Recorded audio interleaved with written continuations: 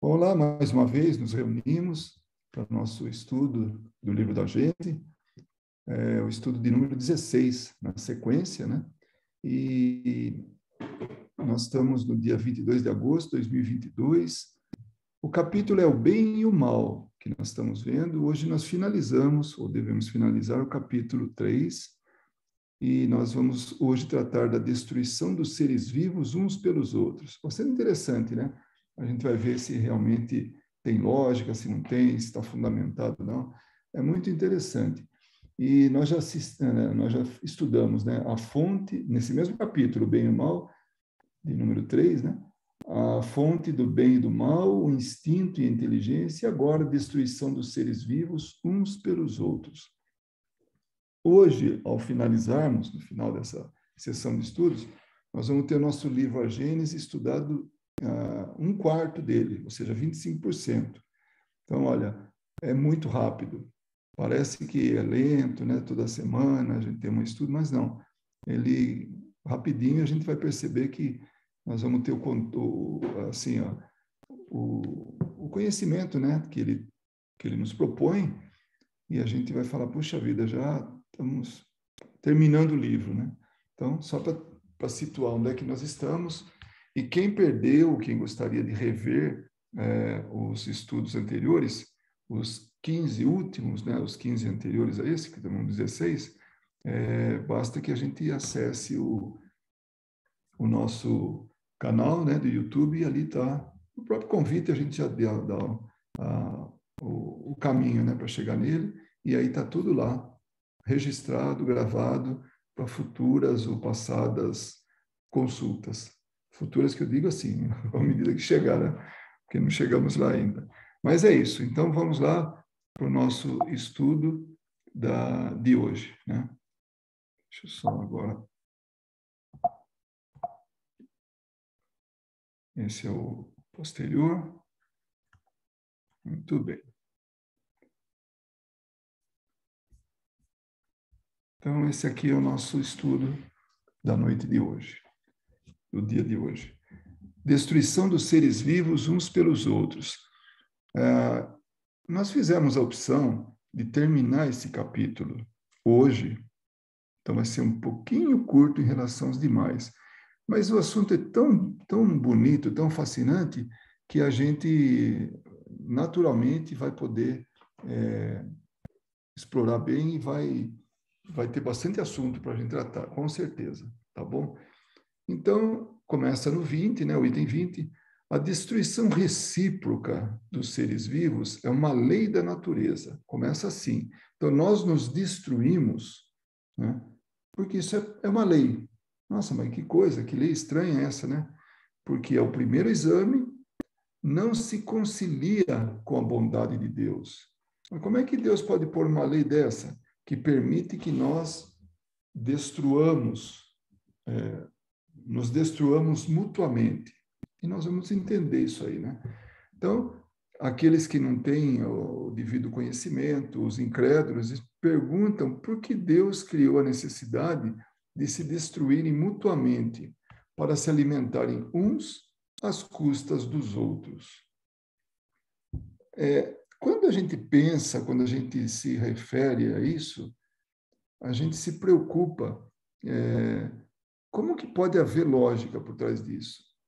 Mas, no fundo, depois da gente entender, fica muito claro a necessidade da destruição. Por isso é uma das leis, das leis divinas, né? Que estamos subordinados. Então, se a gente for no livro dos Espíritos, então tem as leis morais. Uma dessas leis morais, é justamente a lei da destruição. Então, a gente percebe a importância da destruição, justamente para a renovação. Mas vamos seguindo, né? Para aquele que só vê a matéria e limitam sua visão à vida presente, isso parece uma imperfeição na obra divina. Então, é uma questão de ter uma visão ampliada ou restrita. A visão restrita é essa de achar que essa vida é única, que ela é definitiva. Então, tudo o que acontece nessa vida tem um começo e um fim. E entre esse começo e o fim, tem todas as experiências e que depois se perde tudo isso. Porque tem um fim, e esse fim, para o materialista, para aquele que não acredita na vida após a morte, acha que essa é a vida e acabou. Tudo isso se refere em algumas poucas décadas, né, de vida, que pode ser 5 décadas, que pode ser 6, 7, 8, até 10. 10 décadas a 100 anos. É muito difícil. Ainda hoje, quem chega nos 100 anos. Mas estamos chegando perto, cada vez mais. Então, para o materialista, para o incrédulo, esse é o período de aprendizado, da experiência, da vida. Morreu, acabou. Essa é uma visão restrita, né? Agora, se a gente vê de uma forma mais ampliada, aí a gente vê que tem muita lógica atrás disso. E que visão ampliada é essa? É da gente perceber que vive uma vida aqui, essa vida material, essa vida de encarnado, como tantas e tantas vezes a gente tem a oportunidade de viver. Eu estou lendo um livro, na verdade estou relendo ele, chama-se Condomínio Espiritual, do Hermínio Miranda. E ele fala, e é justamente, ele é um grande estudioso, foi, né? Ele desencarnou já. E esse livro dele, quer dizer, não esse, os livros dele, né? Ele fala dessa grandeza que é a reencarnação, a oportunidade que a lógica que tem por trás disso. E um dia nós vamos nos arrepender e muito de ter tirado do Evangelho a reencarnação, que era parte do aprendizado, que era parte do que Jesus deixou. Mas os homens tiraram aquilo, tiraram essa lei que é a reencarnação. Então, eu vou depois até falar um pouquinho mais, vou voltar a falar do Hermínio Miranda, aqui ainda nesse estudo que nós estamos fazendo aqui, né? Então, a partir daí, os incrédulos concluem que Deus não é perfeito, justamente por essa visão localizada, essa visão de uma vida com começo, meio e fim e acabou, né? E por essa razão não existe, né? Quer dizer, Deus não existe, porque não tem lógica, né, fazer isso, se perder tudo isso. Isso é que julgam a perfeição de Deus pelo ponto de vista deles, né, desses incrédulos. Medem a sabedoria divina de acordo com o próprio entendimento e supõem que Deus não poderia fazer melhor que eles. Então, a gente tem assim, uma bela dose de orgulho, né, de achar que a gente faria melhor que Deus, né, que a gente tem mais inteligência e poderia se ajustar de acordo com aquilo que a gente acha que é certo e que é errado, o que seria um grande erro, porque imagina hoje, com tanta disparidade de opiniões, com tanta diferença de maneira de pensar, de opiniões e tudo, olha como é que o mundo está, né? Poderia ser muito mais fraterno, poderia haver muito menos guerra, poderia haver muito menos diferenças do ponto de vista assim de conquistas materiais, né? Poderia haver uma educação muito mais alastrada. Então, se a gente tivesse uma visão um pouco mais ampla. Vocês imaginem como seria rico se a gente tivesse a oportunidade de melhorar o mundo, sabendo que a gente vai voltar. E voltar, pelo menos agora, não se sabe onde. Então, por que não melhorar todas as partes? Porque em qualquer parte que a gente voltasse, estaria melhor. Estaria em condições de nos receber com conforto, com uma vida decente, né? E não vir, sei lá, como alguém num lugar paupérrimo no mundo, qualquer ele que fosse, ou passar por situações muito difíceis. É muito melhor que a gente volte, ou seria muito melhor se a gente voltasse numa condição boa, confortável, porque a gente luta por isso. Quem não faz isso? Quem não tem um casaco em casa para se abrigar do frio? Quem que não tem um ar-condicionado para se abrigar do calor, para se defender do calor? Quem não tem uma geladeira cheia com alimento? Então, são coisas que a gente corre atrás e deve correr atrás, porque nós somos materiais, nós precisamos dessa condição, né? Agora, com sua visão estreita, não avaliam o conjunto, não compreendem que um bem real possa vir de um mal aparente.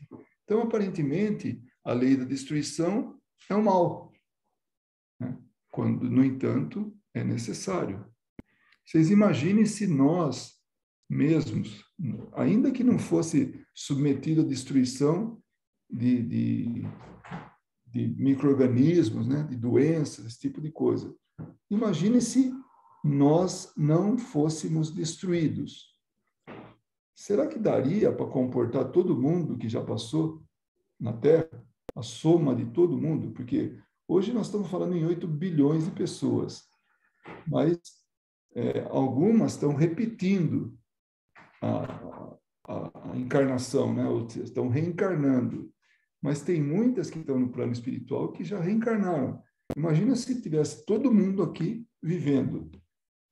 Acho que não daria para colocar o pé. Assim, tirava o pé do lugar, já não conseguia colocar de novo. Tamanho número de pessoas que estivessem aqui, que estariam aqui, né? Então, é uma necessidade a destruição para dar justamente essa oportunidade para outros e para nós mesmos no retorno aqui. Então já começa a ficar um pouco mais claro, já começa a ficar um pouco mais coerente. E começa até a gente pensar, puxa, é mesmo, né? Precisa disso. Porque se não tem isso, não dá para viver aqui. Então é melhor que cresça em número, né? Assim, de forma paulatina, de forma escalonada, assim, lentamente. E não, de repente, vai acumulando e tem aquele monte de gente aqui, né? Então, é melhor que a destruição funcione mesmo, que seja uma lei, né? Com sua visão estreita, não, já falei isso aí, né?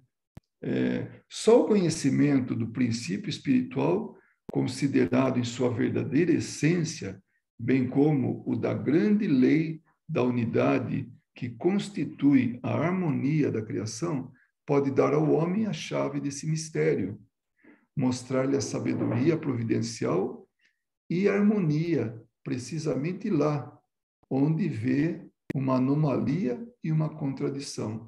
Então, olha, somente com esse conhecimento do princípio espiritual, o que é o princípio espiritual?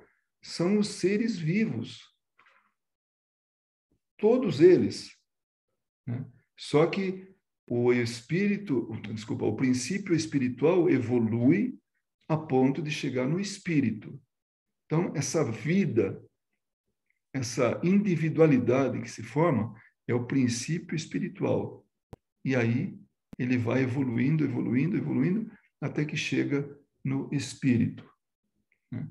Então, sabendo disso, conhecendo isso, é que aí a gente percebe o quanto é importante essa lei e que, inclusive, traz essa harmonia, né? Então, ou seja, a criação o Criador, né, não fez nada assim por acaso ou sem querer, ele simplesmente faz tudo de maneira perfeita.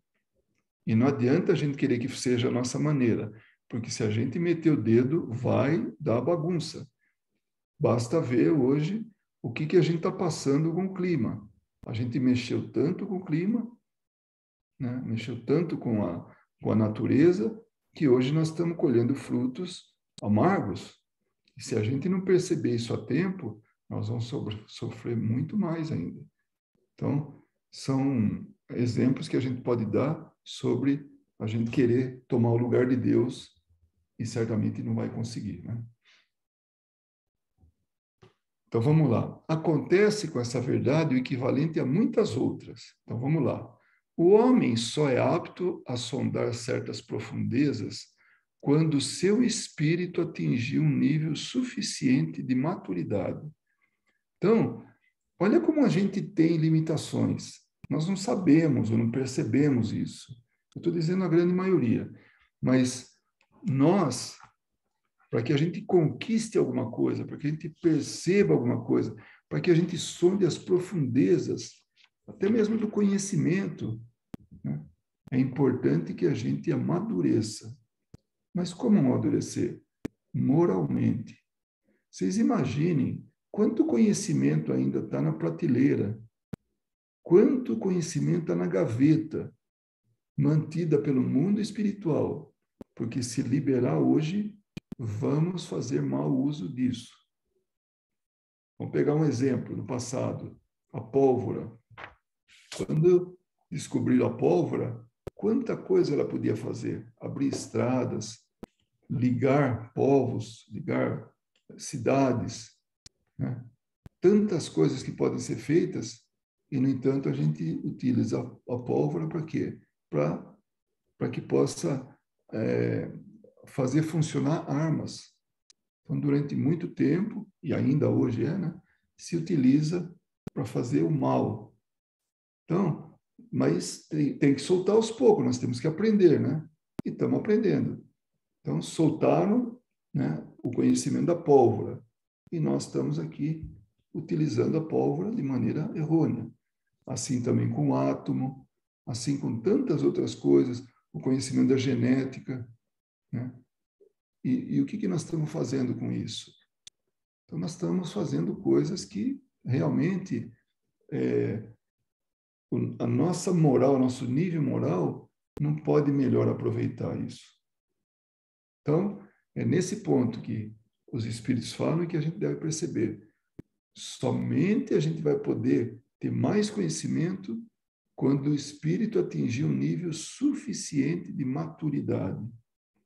Então, à medida que ele vai amadurecendo, ele vai tendo acesso mais e mais. Então, vocês imaginem o que a gente ainda pode vir a fazer. Então, quando Jesus falou, vocês poderão fazer o que eu faço e muito mais. Poxa, mas a gente fazer mais do que Jesus? Claro, ele está falando que a gente vai sempre buscando a perfeição, a gente vai evoluindo cada vez mais e mais. Agora, claro, ele já está há 4 bilhões e meio de anos evoluído, a ponto de ter a gente aqui como protegidos, ou liderados, ou comandados, né, por ele.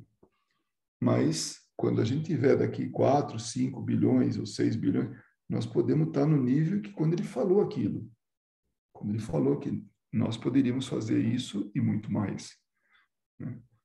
No que diz respeito aos milagres, aos conhecimentos que ele mostrou naquela época, né? A verdadeira vida, olha que interessante, a verdadeira vida, tanto do animal quanto do homem, não está no envoltório corporal nem em uma roupa. A comparação é muito apropriada. Ele coloca que o nosso corpo é uma roupa. E nós, quem daqui fica com uma roupa a vida inteira? Só se for de recordação, aquele primeiro vestidinho que foi dado para a menininha, a primeira roupinha para o menino. Então, aquilo guarda, os primeiros sapatos, né? Alguma coisa assim guarda para enfeite. Mas, passado isso, ninguém guarda, passa para outro, doa, né? Vira pano de chão. Por quê? Porque não tem a importância que tem o espírito.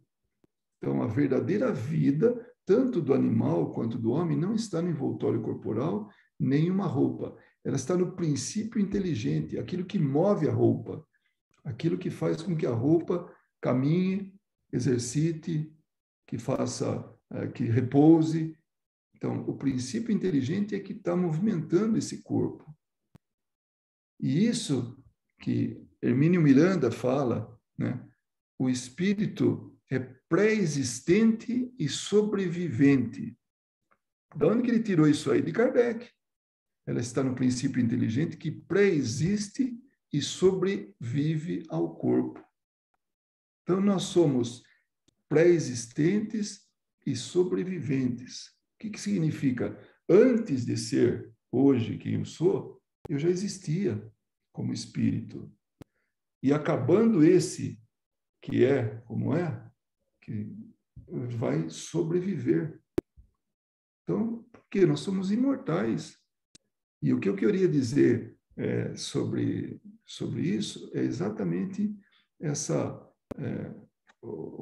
quando eu citei, né, o Hermínio Miranda, é isso que ele fala com tanta propriedade, né? Somos pré-existentes e somos sobreviventes.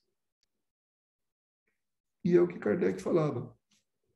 Esse princípio, o princípio inteligente, precisa do corpo para se desenvolver, pelo trabalho que realiza na matéria bruta. Então, nós precisamos da matéria, nós precisamos do corpo, mas ela é uma ferramenta, um utensílio que durante um determinado tempo nós vamos utilizar. Então, essa é a necessidade do corpo, essa é a utilidade do corpo, e não o apego que a gente dá a ele, por pura ignorância, achar que essa vida é esse corpo, que acabou esse corpo, acabou tudo. Olha que riqueza a gente ter essa visão, essa percepção do que está acontecendo quando a gente entende, quando a gente percebe, quando a gente conhece a realidade espiritual. Então, sempre que a gente tiver qualquer dúvida com relação à importância do corpo, vamos levar para esse lado, que o princípio inteligente, o espírito, ou seja lá que estágio estejamos, né, precisa do corpo para se desenvolver, pelo trabalho que ele pode realizar na matéria bruta. Então, a importância da reencarnação está justamente aí, que aqui nós passamos pelo nosso aprendizado, né? O corpo se desgasta nesse trabalho, mas o espírito não se cansa. Ao contrário, sai dele cada vez mais fortalecido, lúcido e capaz. Olha que beleza! Então, é como se fosse um banho de renovação. Então, a gente renova, a gente revigora a nossa saúde espiritual através do nosso aprendizado aqui. Não é bonito isso? Eu não sei, eu me entusiasmo tanto, né, quando se trata disso, porque aí está toda a beleza. Aí a gente começa a perceber que a destruição é uma necessidade, porque nós estamos usando algo temporário. Vamos ter que entregar, vamos ter que dar de volta o empréstimo que nós fizemos. Imaginem, nós chegamos aqui, nesse mundo, sem nada. Nem corpo nós temos. Aí nossos pais, através da reprodução, começam e depois a mãe, né, forja esse corpo, vai formando célula por célula. A gente vai juntando material e forma isso que nós somos hoje, esse corpo. E que depois nós, através do perispírito, vamos alimentando essa forma e ela vai se desenvolvendo. Chegamos no nosso auge da saúde e depois começa o declínio, até que tenha assim, a conclusão, a complementação, tudo, a completa destruição. Devolução. É isso que nós estamos fazendo. Enquanto estamos vivendo, aprendendo, utilizando o corpo, cuidando da melhor maneira possível, que ele é um empréstimo, e é um dever nosso cuidar, inclusive para fazer com que a nossa vida se prolongue o máximo possível. Mas não em anos de viver, mas sim em qualidade de vida somada aos anos.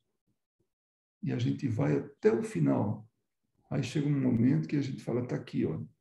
Sou muito agradecido pelo empréstimo desse corpo, porque através desse empréstimo eu pude, durante anos, algumas poucas décadas, dia a dia, aprendendo, melhorando, para que eu possa sair agora muito mais fortalecido que quando cheguei. Devolve. E alguém vai se utilizar disso. Porque a gente pode achar que inventou a reciclagem, mas não, Deus já fez isso há muito mais tempo através das leis dele. Vai reciclar esse corpo na natureza, que vai dar oportunidade para outros corpos. Então vamos lá. O corpo se desgasta nesse trabalho, mas o espírito não se cansa. Ao contrário, sai dele cada vez mais fortalecido, lúcido e capaz. Olha que bonito, lúcido e capaz. E forte. O que importa, então, é que o espírito mude mais ou menos frequentemente do invólucro. Pronto. Está aí. A destruição faz com que a gente tenha oportunidade de ter novas e novas experiências. Porque senão não teríamos essas experiências. Estava tudo tomado, estava tudo assim, cada centímetro quadrado tinha uma ocupação. Não dava mais para a gente ter essa experiência. Então, é isso, a gente está mudando de roupa, na verdade. Não deixa de ser espírito por causa disso. A gente não deixa de ser o indivíduo que é. Outra coisa que, nesse livro que eu estou lendo, que ele lembra a gente sobre a individualidade e o personalismo. Qual que é a diferença? A individualidade é do espírito. Isso não muda. Vai, sim, se melhorando cada vez mais, mas é sempre o mesmo. Agora, a personalidade é daquela encarnação. Então, hoje, o meu personagem, eu, pessoalmente falando, eu sou isso que vocês estão vendo. Um sujeito do sexo masculino, que tem uma família, que tem um trabalho, que tem uma experiência nessa vida. Então, é o que eu estou vivendo nessa vida, com todo o esquecimento da minha vida de indivíduo, de individualidade. Eu estou existindo agora. Para mim é isso.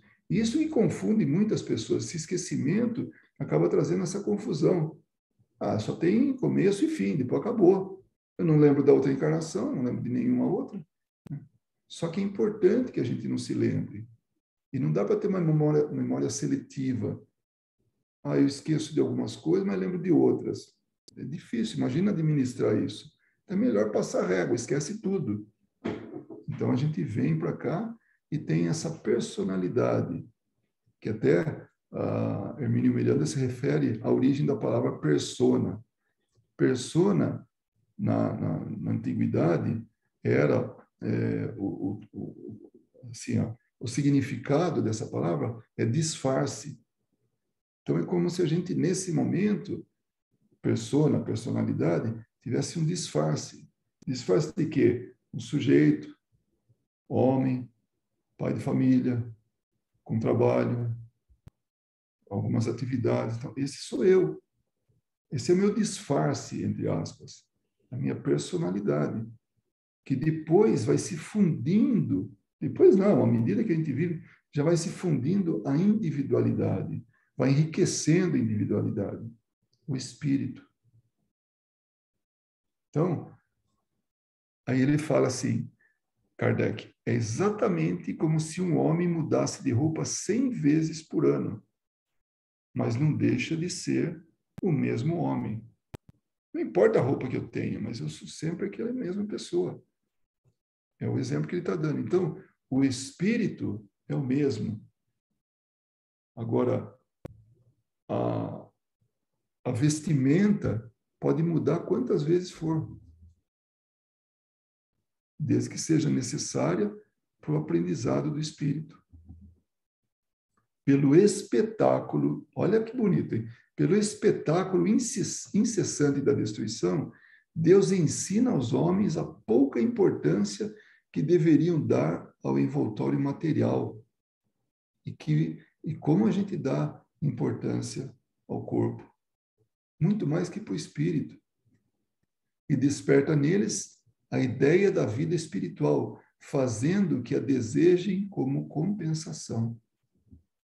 Então, a gente vai estar vibrando cada vez mais que a gente entende a necessidade da reencarnação, a gente vai estar fazendo todos os esforços para conquistar mais uma reencarnação, depois mais uma e mais uma, porque sabe o que vem por trás disso? O enriquecimento. Só que é uma roupa. A experiência é o que conta. A experiência com entes queridos, a experiência com inimigos, para a gente se reconciliar.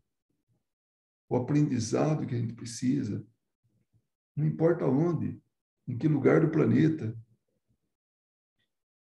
Alguém dirá, Deus poderia chegar ao mesmo resultado por outros meios, sem sujeitar os seres vivos a se destruírem entre uns entre uns aos outros. Está vendo? A nós, com a nossa visão de perfeição, de achar que a gente pode fazer melhor. Pô, Deus está brincando com a gente fazendo isso. Não precisa disso. Deve ter outro jeito. Bem arriscado aquele que deseja alcançar as intenções de Deus. Até ele coloca aqui esse ponto de exclamação, né? É realmente de se surpreender com isso, né? Se em sua obra tudo é sabedoria, devemos supor que essa sabedoria não será maior num ponto que em outros. Se não compreendermos assim, é por causa do nosso pouco adiantamento, da nossa visão restrita.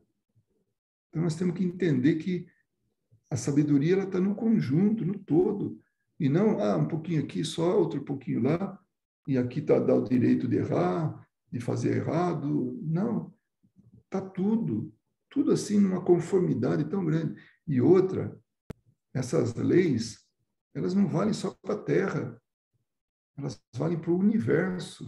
O universo inteirinho está subordinado a essas leis. O universo inteirinho está morrendo gente, morrendo corpos.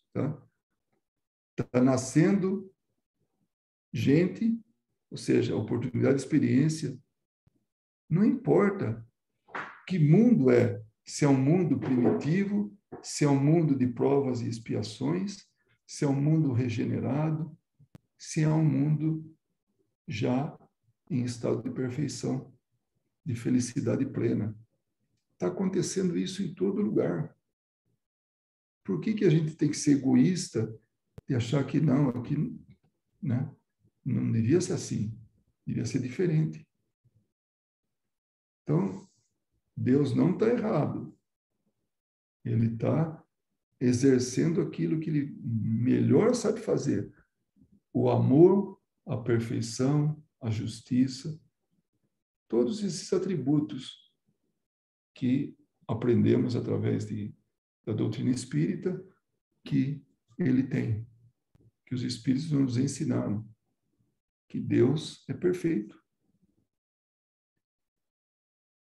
Contudo, podemos tentar investigar a causa tomando como orientação o princípio: Deus deve ser infinitamente justo e sábio. Esse é o princípio, é isso que a gente deve ter em mente. Portanto, procuremos em tudo sua justiça e sabedoria, curvando-nos diante do que ultrapassar nosso entendimento. Então, temos que dar a mão à palmatória. É isso.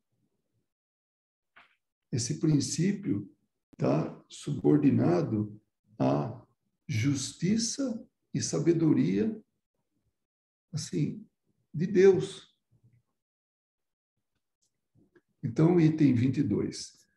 Uma primeira utilidade que parece dessa destruição puramente física é que os corpos orgânicos somente se conservam com a ajuda de matéria orgânica, pois só ela contém os elementos nutritivos necessários à sua sobrevivência. Aí ele começa a dizer para a gente, fala, olha, alguns corpos alimentam outros. E vem. Como os corpos, instrumentos de ação do princípio inteligente, precisam ser incessantemente renovados, a providência faz com que sirvam à sua mútua manutenção. Aí a gente fala, não, mas peraí, eu tenho uma vida, né, consegui me safar, ninguém me matou, ninguém me consumiu, nenhum canibal me consumiu, e cheguei até o final da vida, desencarnei. E agora meu corpo? A gente se esquece dos micro-organismos, dos insetos, que vamos alimentar, que o nosso corpo, que um dia nos serviu, vai alimentar. Então, está se alimentando, está tudo certinho. A própria doença, o que é? São invasões no nosso corpo luta contra aquilo, que é isso que ele fala. A gente vai perceber isso aí, essa luta pela sobrevivência. E vai, inclusive, nos dando oportunidade para que a gente se fortaleça, que a gente desenvolva em nós a força que precisamos para continuar vivos. Essa é a nossa luta, para ter essa experiência mais prolongada possível. Quantos de nós já não ficou doente e foi para o hospital? Se não fosse importante essa luta pela vida, a gente não iria no hospital. Seja qual for a doença, ainda que seja branda ou um pouco mais contundente, mais agressiva. Então, é nosso dever buscar a nossa saúde para prolongar a vida. Mas lembrando que a gente prolonga a vida para utilizar mais tempo e melhor essa ferramenta que nos foi disponibilizada, que é o corpo físico. Se não der certo, o médico não conseguiu resolver, o hospital, sei lá, a gente desencarna. Mas nós vamos ter outra oportunidade de, através de outro novo corpo, ter nova experiência. Então, é aí que ele fala, é por isso que os seres se alimentam uns dos outros. Os corpos se nutrem do corpo, mas o espírito não é alterado nem destruído. Apenas fica sem um envoltório corporal. Perde a roupa temporária.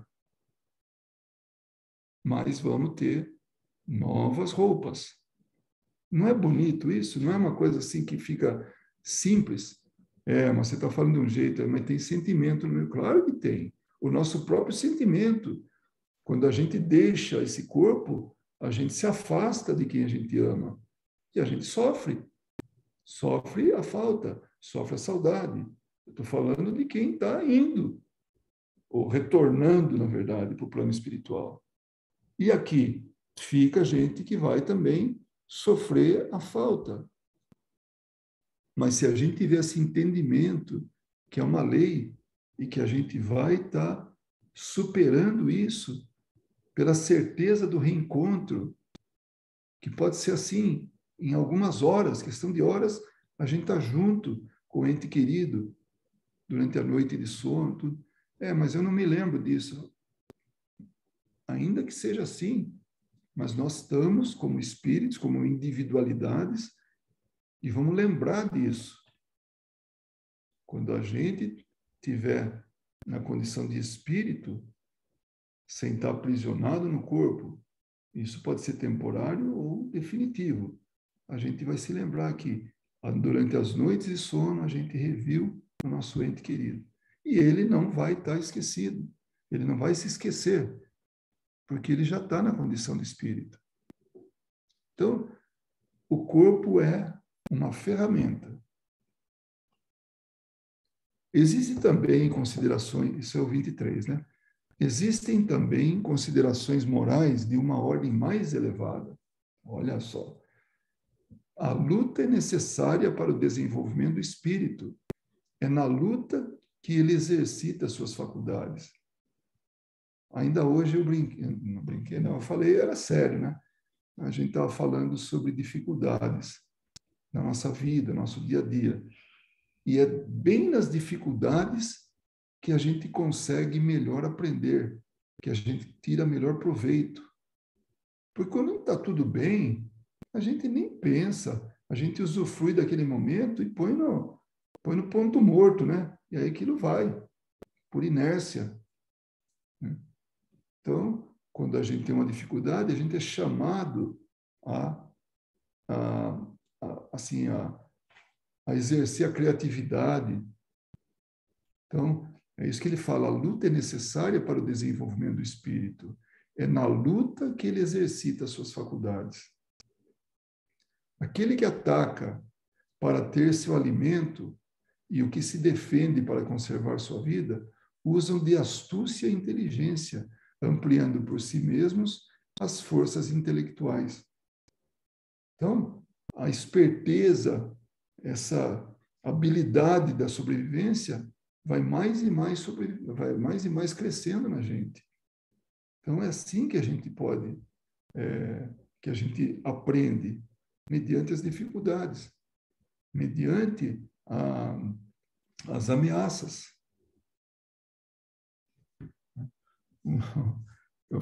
Não tem jeito, a gente acaba lembrando de algumas coisas. Tem aquela do sábio e da vaca, né, que acho que vocês devem conhecer, que o sábio vai com o aprendiz, vai numa aldeia e encontra uma família, vivendo assim, em lugar afastado, né? Então o sábio pergunta, como é que vocês sobrevivem aqui? A gente tem essa vaquinha, essa vaca para a gente é tudo. Ela nos dá o leite, nos dá o queijo, né? E o que sobra, que a gente não consome tudo, a gente vende na aldeia e tem outras coisas, né? Aí ele fala, puxa, que interessante, né? Então estava tudo baseado naquela vaca. Aquela vaca era a sobrevivência da família, né? Aí o sábio sopra para o aprendiz, falou, joga a vaca precipício abaixo. Mas, mestre, eu vou fazer isso, vai matar todo mundo de fome. Joga a vaca lá para baixo. Aí ele estava assim, né, um pouco relutante, e o sábio insistindo, joga a vaca precipício abaixo. Aí ele jogou a vaca e tal, e aí foi a vaca, né? Puxa, morreu a vaca. E aí ele se despediu, foi embora. O sábio, o aprendiz falou, eu não vou mais andar com esse sábio. Imagine, ele assassinou uma família inteira, não é possível. A única fonte de alimentação era a bendita da vaca. Aí ele vai, passa-se um tempo, 1, 2 anos, alguma coisa assim, e vai o aprendiz casualmente passa por aquela família, passa por aquele local depois, e vê muita fartura, vê assim uma fazenda assim num processo assim vibrante, né, de produção, produtividade, uma família bonita. Fala, nossa, eu conheci a família que morava aqui, né? Era uma família muito pobre. Eu falei, não, somos nós, a mesma família. Não, mas não é possível. Olha a riqueza que está em volta. Olha aí vocês saudáveis, bem vestidos. Ele falou, sabe o que acontece? Coincidiu, inclusive, com a visita de um sábio com um aprendiz. Nós perdemos a vaca era tudo para a gente, perdemos. E aí, como ficamos sem nenhum recurso, nossos filhos tiveram que trabalhar na terra, nós tivemos que fazer nossos esforços, remodelamos tudo, fizemos tudo, e está aí. Olha só o que deu isso aí. E naquele momento o aprendiz percebeu que estava todo mundo pendurado na vaca. Quando houve a necessidade, quando bateu a necessidade, mudou tudo, né? Então é isso que não dá para eu fugir dessa história que eu escutei há bastante tempo atrás e vira e mexe eu lembro dela. E quando vem essa lição, né, o que a gente está estudando aqui agora, é justamente isso, né? Nós precisamos, quando tem uma ameaça, alguma coisa, é nesse momento que nós desenvolvemos a criatividade, que nós desenvolvemos a astúcia, a inteligência para fazer aquilo que a gente tem que fazer para dar uma guinada, né, na vida. Pode ver que a gente tem muitos exemplos disso aí. Cada um deve ter o seu exemplo na cabeça de casos como esses que bateu a dificuldade, entrou a criatividade e a coisa mudou tudo para melhor, né? Então vamos lá. Depois da nossa história aí a gente segue, né? Então a gente vai desenvolvendo isso mediante as dificuldades. Então um dos dois sucumbe. Então tá vendo ali um entreveiro, né? Tá vendo uma luta. Um dos dois sucumbe. Mas o que realmente o mais forte e hábil tirou do mais fraco sua vestimenta de carne e nada mais. E aqui nós estamos falando de um animal maior, nós estamos falando de uma série de coisas, mas estamos falando também de micro-organismos. Aquela doença que se instalou e levou a vida daquela pessoa doente. Então, não tirou nada mais do que o corpo físico, porque o espírito continua vivo. O espírito não morreu e não vai morrer nunca. Que coisa, né? O primeiro presente que nós ganhamos de Deus foi a vida. O segundo presente é a imortalidade. Já vem junto com a vida. Então ninguém vai morrer. Já pensou? A gente ter a certeza de que nós vamos rever todo mundo que a gente gosta.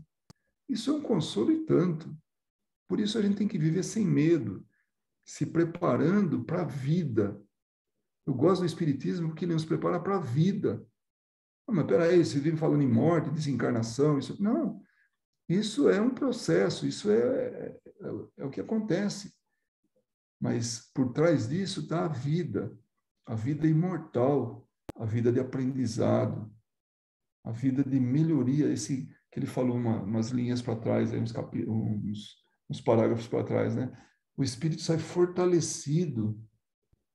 Oh, então ele não morre. Não, ele sai fortalecido da experiência reencarnatória. O espírito que não morreu, depois de algum tempo, terá um outro corpo. E aí o item 24. Nos seres inferiores à criação, aqueles cujo senso moral ainda não existe, no qual... veja só, então estamos falando no princípio inteligente lá atrás, não estamos falando de espíritos, tá? Então, seres inferiores à criação, os animais, as plantas, tudo, né? Que não o ser humano. Tudo que está vivo, mas não o ser humano. Nos seres inferiores à criação, aqueles cujo senso moral ainda não existe, porque no espírito existe, né? No qual a inteligência não substituiu o instinto, ele se utiliza do instinto, lembra que a gente estudou isso um pouco por atrás, né? O instinto e a inteligência. A luta só pode ter como objetivo a satisfação de necessidades materiais.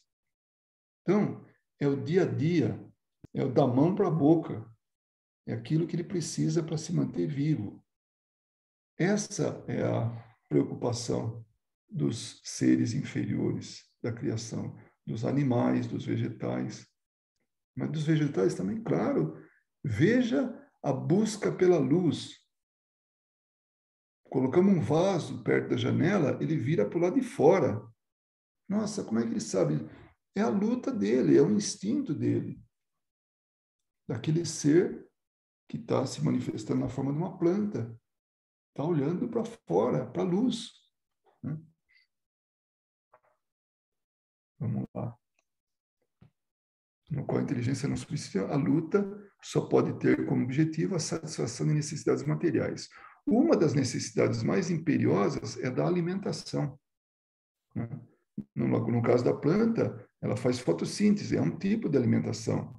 Tira a umidade, os sais, os metais, tudo da terra, mas da luz, ela tira todo o carboidrato, ela processa através da fotossíntese e aí vai se alimentando, vai produzindo os carboidratos, né, para ela ali. E que depois vão alimentar outros, né, outros seres. Eles então lutam apenas para sobreviver, ou seja, por conquistar ou defender uma presa, mas não poderiam ser estimulados por um motivo mais elevado. Então, o que mantém vivo é o alimento.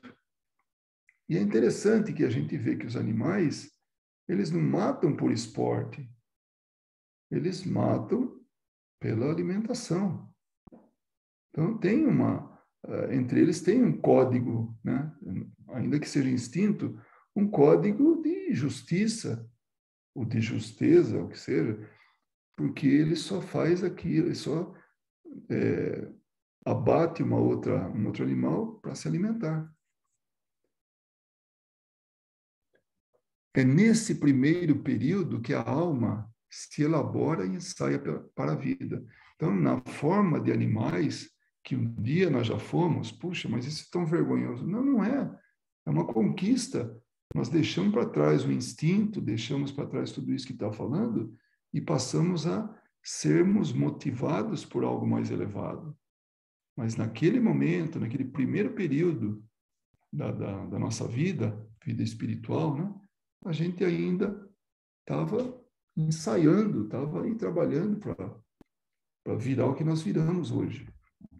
Assim que ela atinge o grau de maturidade necessário para a sua transformação, recebe de Deus novas faculdades, o livre-arbítrio e o senso moral, a centelha divina, em uma palavra, que dá um novo curso às suas ideias, dotando-a de novas aptidões e percepções.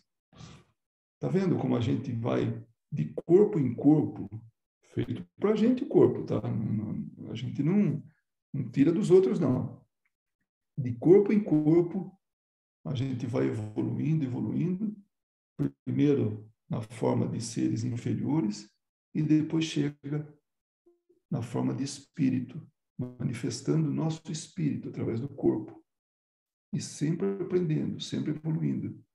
Então é necessário essa destruição. Isso que está embutido nesse conhecimento que a gente está tendo agora. Nós estamos trabalhando o nosso aprimoramento. E não tem outro jeito que não seja esse, da oportunidade da reencarnação, vivendo num corpo que cedo ou tarde a gente devolve. É um empréstimo. Porém, as novas faculdades morais com as quais foi dotada, só se desenvolvem gradualmente, porque nada é brusco na natureza. Isso também é muito bonito. Então, não dá para ter pressa. Tem que respeitar o passo a passo normal. Por isso que vira e mexe a gente fala, pessoal, nós não vamos sair santos dessa encarnação. E não vai mesmo. É mais um passo que a gente está dando. Depois vem uma outra encarnação, mais um passo. Uma outra encarnação, mais um passo, ou dois, ou até três, mas é sempre passo a passo. Há um período de transição no qual o homem muito pouco se distancia dos irracionais. Nos primeiros tempos, o instinto animal domina e o motivo da luta continua sendo a satisfação das necessidades materiais. Uma vez um cunhado meu falou uma coisa interessante. Ele fazia parte de uma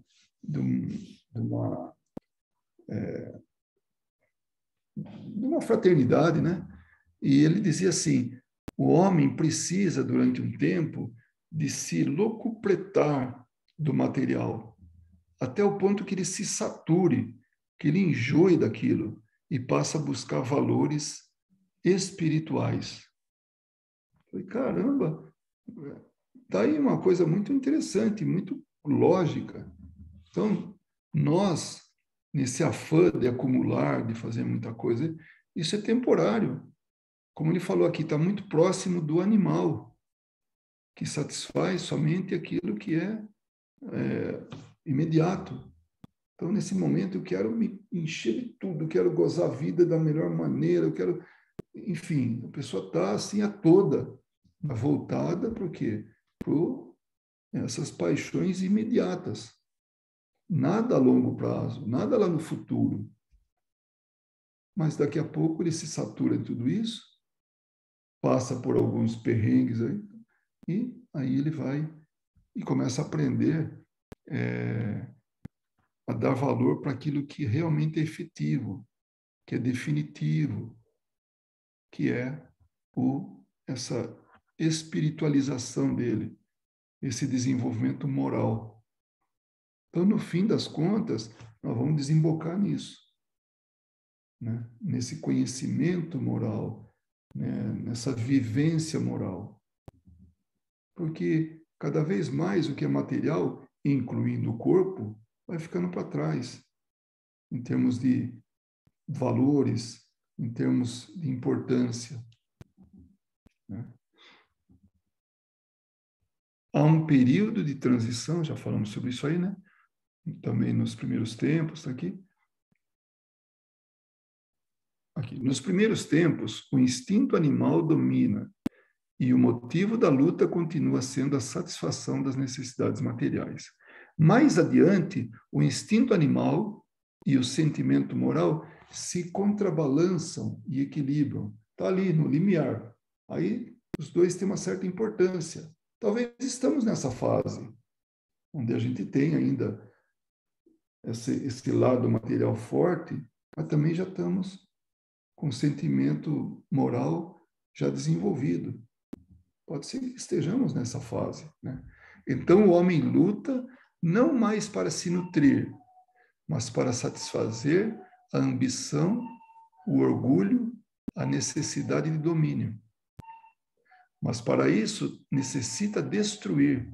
Olha só como virou tudo, né? A gente fala, caramba, de novo aí a destruição. Todavia, à medida que o senso moral ganha preponderância, a sensibilidade se desenvolve e a necessidade da destruição diminui até desaparecer, por tornar-se detestável. É quando o homem tem horror ao sangue.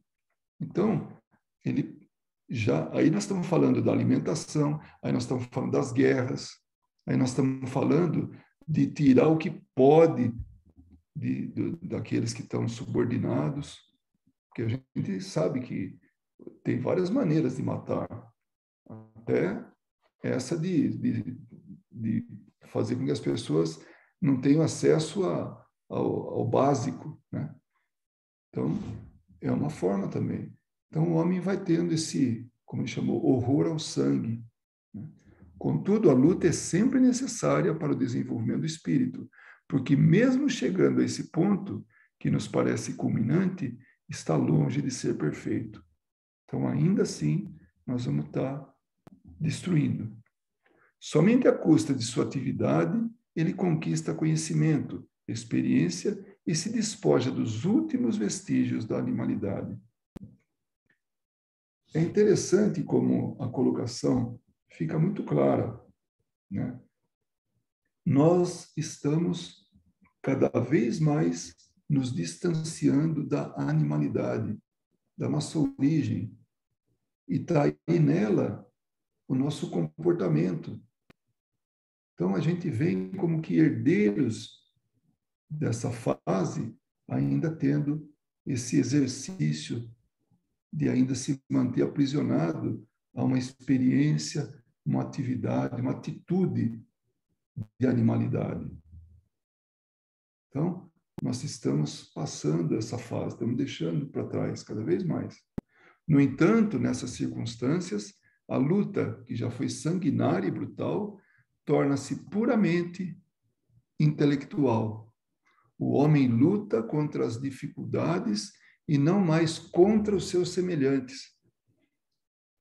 Então, a gente vai estar auxiliando os semelhantes, lutando contra as dificuldades. Que dificuldades? A gente falou rapidamente hoje, um pouquinho antes de começar o nosso estudo, né, sobre toda o que nós estamos tendo como consequência de termos mexido tanto no meio ambiente.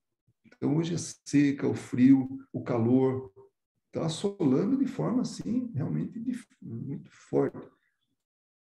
E nós temos que aprender com isso, temos que reverter. Então, a gente não vai lutar mais contra as pessoas, mas vai estar lutando contra essas intempéries, né? Contra essas necessidades de voltar a tornar o mundo habitável, como já foi um dia.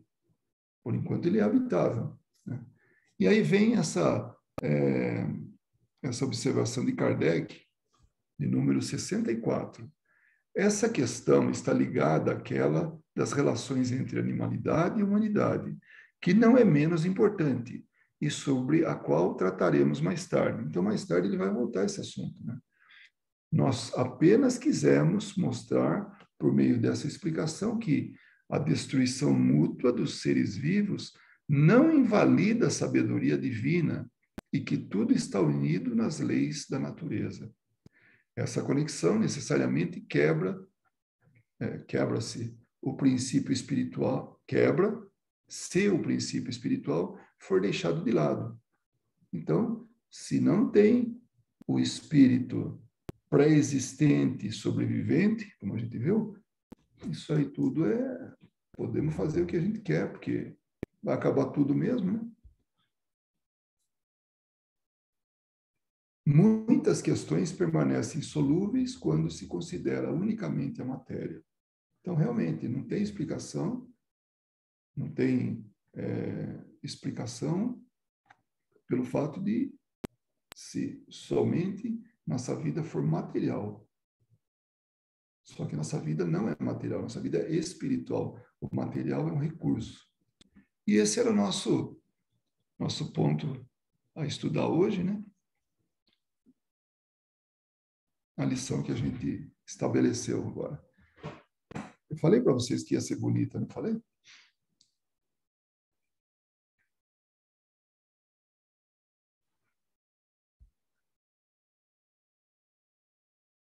Muito bem, agora é o momento da gente, qualquer dúvida, qualquer comentário, é o momento da gente aproveitar e exercitar isso aí, né?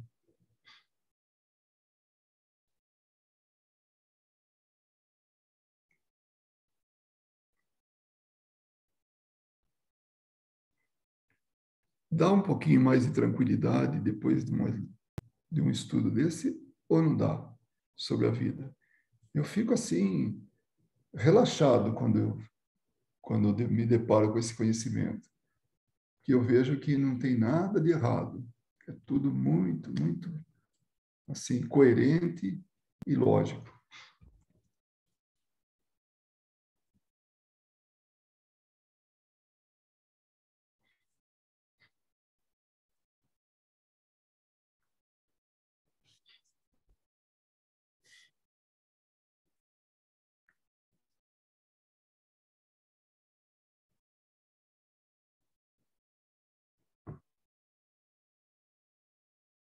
Se alguém quiser fazer qualquer comentário, tá?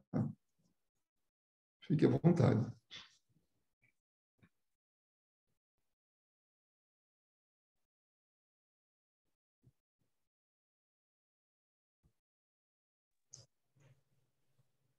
Turma quietinha.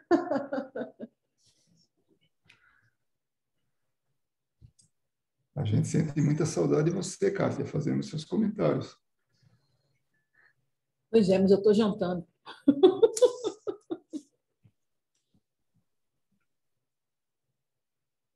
Cadê todo mundo, gente?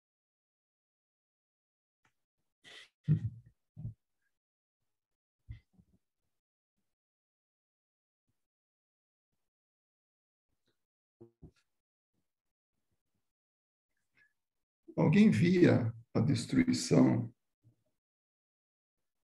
de uma maneira diferente? Essa que foi apresentada agora? Ou sempre foi lógico? Não, eu sempre acreditei que é dessa maneira. Kardec ofereceu alguma coisa para a gente, deu como é que eu posso dizer assim, uma outra saída, né? A gente às vezes pensa, né? Fala assim, puxa vida. Aí começa a vir aquele monte de pergunta. E essas catástrofes que morrem tanta gente, e um avião que cai, um ônibus que bate, cai no precipício, sei lá, alguma coisa, né? Esses, essa, será que é karma coletivo? Será que não é? Tudo vem aquele monte de questão, né? E eu sempre penso assim, falo, poxa, não tem nada de excepcional. Não, seria até muito difícil juntar pessoas que tivessem karma coletivo, alguma coisa assim, né? Tivessem uma necessidade de desencarnar naquela situação, né? Porque estavam todos ligados. Eu acho que é muito simplista isso. O fato de desencarnar uma pessoa, ou desencarnar 1000, né? Não muda nada. Cedo ou tarde, aquela uma ou aquelas 1000 vão ter que desencarnar, porque é uma lei. Todos nós estamos subordinados a essa lei. E a maneira com que foi tudo, aí pode sim ter alguma relação individualmente falando. mas entre as pessoas ali, pode haver também parte delas, mas não todo mundo. Mas o fato é que a gente percebe a necessidade da destruição, mas também, por outro lado, a gente vê a saída, que é a sobrevivência do espírito, da imortalidade do espírito. Então, ele vai estar em relação com a gente, ele vai estar em relação com a vida, com outras pessoas, com as atividades dele, mas mais do que tudo, ele vai estar vivo e mais forte, mais experimentado. Mas ele passou uma vida tão desgraçada, uma vida triste, uma vida... Se aquele for o caminho do aprendizado dele, aquilo é importante e vai acrescentar ao indivíduo que ele é, a individualidade que ele é, que não muda. Por isso que não tem duas pessoas iguais no mundo. Por isso que não tem dois espíritos iguais no mundo. Nós até estudamos aquele do alma gêmeas, né? Alma gêmea significa, é mais no sentido, né, do que as pessoas sentem um pelo outro, né? E não porque foram criados no mesmo momento, tiveram a mesma experiência. Não existe isso. Cada um é cada um.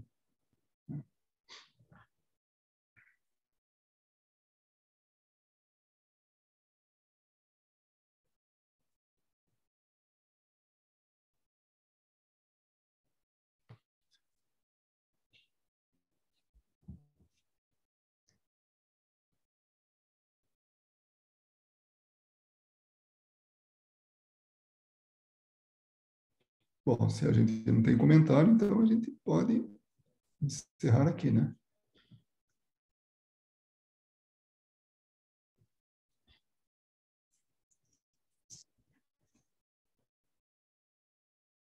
Hoje eu estou ameaçador,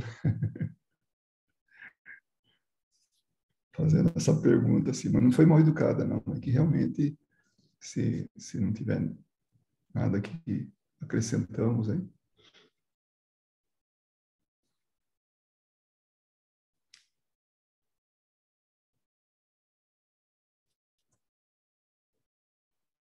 Não é uma Sim, pergunta, pois não. mas assim, uma vez eu vi no jornal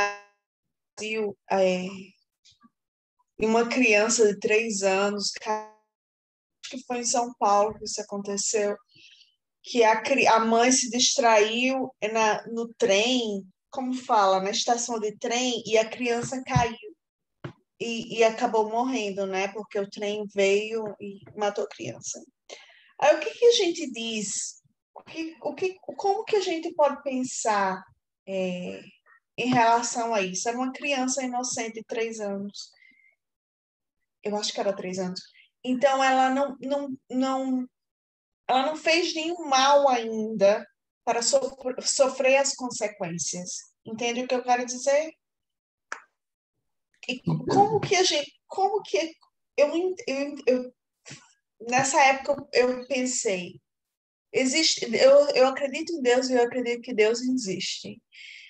E como que Deus permitiu que isso acontecesse?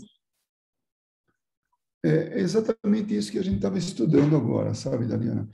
Se a gente pensa, assim, materialmente, a gente vai ver aquela criança como alguém que começou a vida agora, que não sabe nada, que não tem nem, assim, nada que espiar, porque era muito nova e nem teve oportunidade disso, tudo. Essa é a visão, assim, pontual, ou seja, de uma encarnação. Eu diria até que é uma visão material.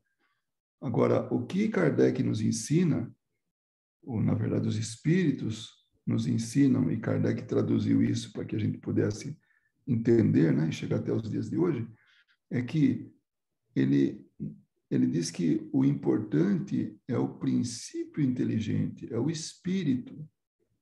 E o espírito, ele não tem a idade daquela criança.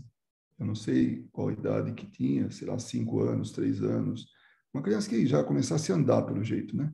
Então, não tem nada que seja anormal ali.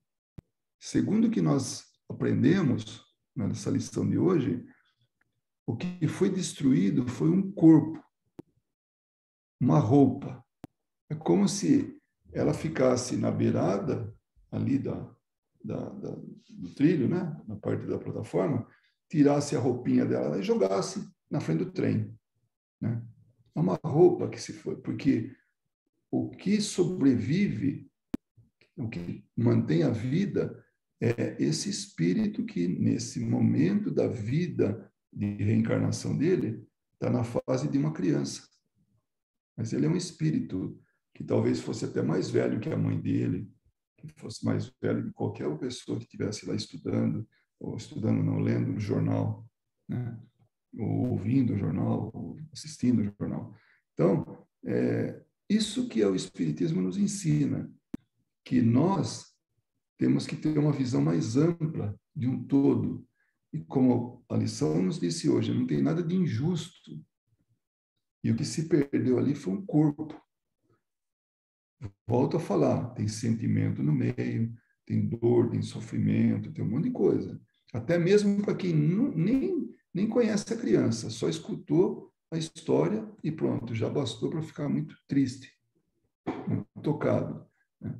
Mas se a gente ver com olhos assim, muito mais, num horizonte muito mais aberto, muito mais amplo, a gente vai ver que aquele espírito, por alguma razão, acabou a vida dele ali, talvez tivesse um propósito para os pais, para ele, talvez ele precisasse daquele curto espaço de tempo para aprender algumas coisas, para ter contato com algumas pessoas, e terminou a tarefa dele, ele volta para casa. Só que ele não foi de trem, não foi de ônibus, não foi não. Ele foi como espírito para o plano de onde ele saiu. Na verdade, quando a gente desencarna, nós retornamos de onde saímos. Nós não vamos para um novo lugar. Nós não vamos, não. Nós estamos voltando para o plano espiritual, que é a nossa realidade. E isso aqui é um recurso que a gente tem de aprendizado. Então, é assim que eu vejo o caso desse menino. Terminou a tarefa dele, terminou o que ele tinha para fazer e ele voltou.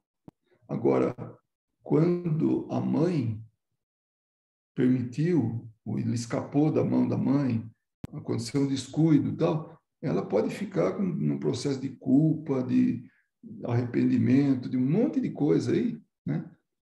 Que ela, tendo uma visão mais ampla, apesar do sofrimento, através de tudo aquilo, né, que aconteceu, ela tem que superar aquilo, deverá superar aquilo, porque a culpa vai só atrasar, vai ficar patinando, mas ela pode dar a volta por cima por isso aí, e se ela tiver o entendimento, né, que nós agora estamos buscando, através das lições de Kardec, né, das lições do Espiritismo, de ver que aquilo, sabe, pôs a perder um corpo. É uma destruição. Ele podia ter desencarnado aos 98 anos de idade, mas ele ia desencarnar. E ele tinha um motivo para ficar até os 98 anos. Se ele ficou só até os 3 ou 5 anos, aquilo talvez fosse o que bastasse para ele. Era o propósito dele. Se você sabe da história de uma mulher chamada Célia Diniz, ela se apresenta como um personagem no filme As Mães de Chico, As Mães de Chico Xavier, né? Que é aquela que perdeu, que a babá estava levando o menino de bicicleta, né? A bicicletinha e tal, ele caiu, foi um tombo besta, alguma coisa. Aí, um dia, diante do sofrimento dela, tudo, ela teve uma mensagem, através do Chico, que falou que os espíritos fizeram de tudo para manter a vida daquele menino até os 2 anos de idade, que foi quando ele desencarnou. porque ele era muito frágil, a vida podia se esvair dele, qualquer coisinha podia fazer. Então, não era que ele estava, que foi um acidente, que a babá tem culpa, que ela deixou a babá levar de bicicleta. Não. Ele tinha que desencarnar cedo. E os espíritos falaram, olha, ele tinha uma vida muito frágil. A ligação dele, espírito com o corpo, era algo assim que tinha, que se não fosse aquilo, ia ser em seguida, por algum outro motivo, mas ele iria desencarnar. Então, não tem nada fora do lugar. Ela aprendeu muito com isso. Ela deu palestra, inclusive, para a gente. Se você procurar no canal do YouTube nosso, você vai ver a palestra que ela deu. Então, ali mostra uma mãe que, do desespero, ela passou para a compreensão. E espírita desde que nasceu. O pai espírita, a mãe espírita. Né? Então, o fato de ser espírita não tira a dor, a saudade, né? A emoção, tudo isso. Mas, pelo menos, não entra o desespero no meio. Isso ela nunca aconteceu com ela, nunca se desesperou. Sofreu tudo isso, mas não entrou no desespero. Então, Daliana, é esse que eu posso, baseado no que a gente aprende, é isso que eu posso dizer. O que o menininho perdeu foi a roupa, o corpo físico. Mas o espírito, que não era menininho, que era um espírito adulto, com todo já uma carga de experiência, uma somatória de experiências, de conhecimento e tudo, né? Esse era o espírito que estava habitando aquele corpinho, né?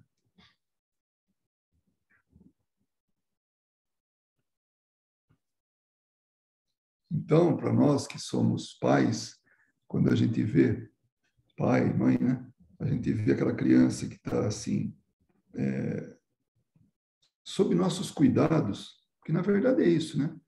Então, a nossa tarefa é de encaminhar esse espírito adulto que está limitado pelas condições de uma criança, né?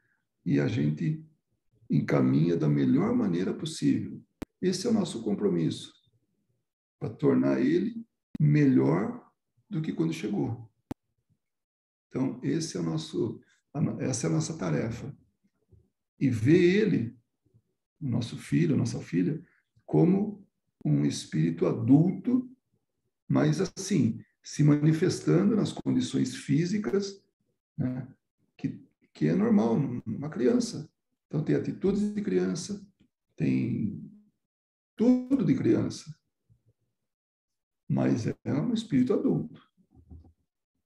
A gente vendo isso, a gente percebe, primeiro, a nossa responsabilidade e vê a importância que nós temos na vida daquela criaturazinha, fisicamente falando, mas daquele espírito que está subordinado, ele está assim, sob nossa responsabilidade. Então, tem um componente de beleza aí que é fantástico. Eu vejo, assim, uma grande oportunidade. E se, por acaso, essa criança tem limitações físicas que vão levar para a vida toda, né? Alguma deficiência, alguma limitação mesmo falando, né? O valor desses pais aumenta grandemente, porque sabe que aquele espírito adulto que está naquele corpo precisa demais da ajuda, da compreensão, da atenção, enfim, de tudo que possa oferecer para o crescimento espiritual daquele espírito. Então, é olhar com olhos, assim, vendo um espírito e não vendo...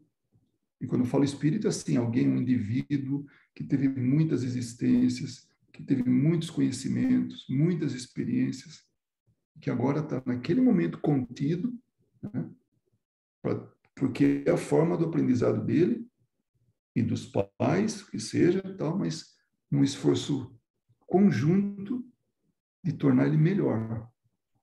Não é bonito isso? Porque a gente sabe que aquele espírito, durante aquela existência, vai estar naquela situação, mas saindo dali, deixando essa roupinha, ou essa roupa, tamanho que seja, né? Que é o corpo físico, vai ser um espírito melhorado em função da experiência que teve, sob os cuidados desses pais, dessa família, né?